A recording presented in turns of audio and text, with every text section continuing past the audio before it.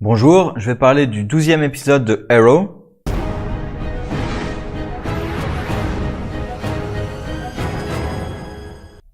C'était donc un épisode anniversaire pour le 150e épisode de la série, où ils ont décidé de partir sur le documentaire. Alors après, ils assument pas vraiment, parce que tout le début, ils essaient de faire une partie documentaire. Alors, il y a un truc que je vais accepter davantage dans une série, que je n'accepterai dans un film, par exemple, c'est le fait qu'ils recyclent des images, puisque tout bêtement, ils n'ont pas pu faire revenir les acteurs. Ils n'ont pas eu le temps de tout retourner, parce que dans le documentaire, il y a plein d'images qui sont tout simplement impossibles à obtenir par le réalisateur du documentaire. Donc on va dire la journaliste, je sais pas si c'est une journaliste, celle qui réalise le documentaire en tout cas, elle n'a aucun moyen d'obtenir ces images. Par exemple avec Huntress, mais pourquoi est-ce qu'on a ces images? Pour faire revenir plein de personnages de la série, dont on peut pas forcément faire revenir les acteurs.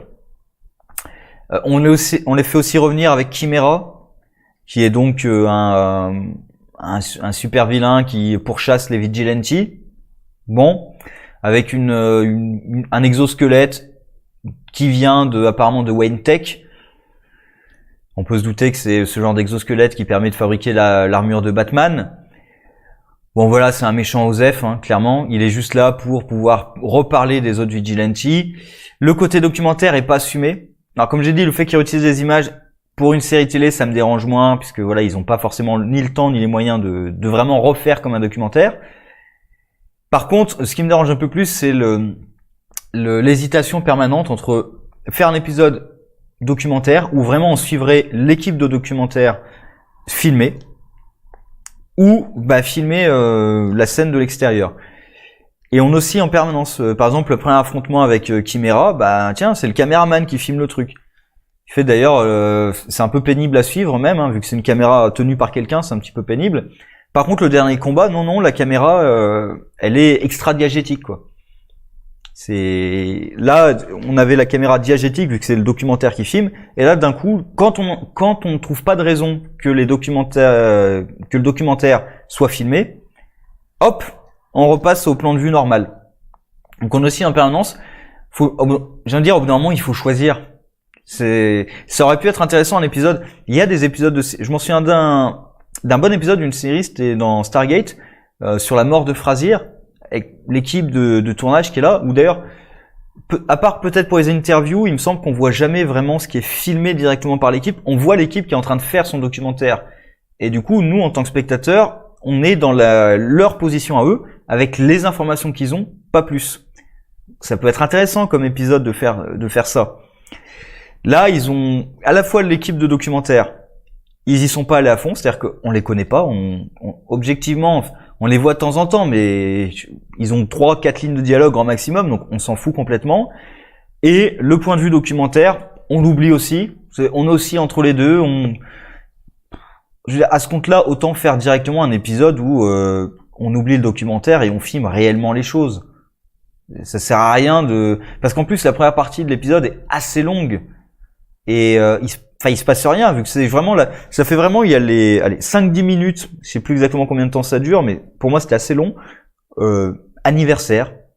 Ensuite il y a le reste de l'épisode, où de temps en temps on prend le point de vue du documentaire, je sais pas pourquoi, et si à la fin on justifie le documentaire par le fait que dans le futur, pour trouver la base de Arrow, ils avaient besoin du documentaire. Si ça a été révélé, je suis sûr que l'information doit être sur internet. Je suis sûr qu'il y a plein de moyens de trouver l'information qui nécessitaient pas ce documentaire. Mais bon, on va admettre. En plus, est-ce qu'il y avait tellement besoin d'une raison pour qu'ils trouvent la base? Je sais pas, mais j'aurais supposé que dans le futur, c'était une connaissance commune, en fait, de tout le monde. Si en plus, c'était dans un documentaire. D'ailleurs, autre truc qui est dans le documentaire, qui sera sans doute jamais utilisé, c'est que le visage du nouveau Green Arrow a été filmé. Ils l'ont filmé, Emiko. Et je suis sûr que personne va jamais en parler. Alors qu'ils ont filmé Emiko et ils ont même filmé Oliver en train de lui parler. Donc clairement, si on suit ce documentaire, on sait que Oliver connaît l'identité du nouveau Green Arrow et qu'il la cache au public. Sachant que juste avant, il avait dit qu'il arrêterait de mentir. Ça le fait pas ça le fait pas bien, quoi, aux yeux du public. Et en plus, son visage est connu maintenant. Il l'a même emmené à l'hôpital. Comment est-ce que les gens ne peuvent pas savoir qui c'est?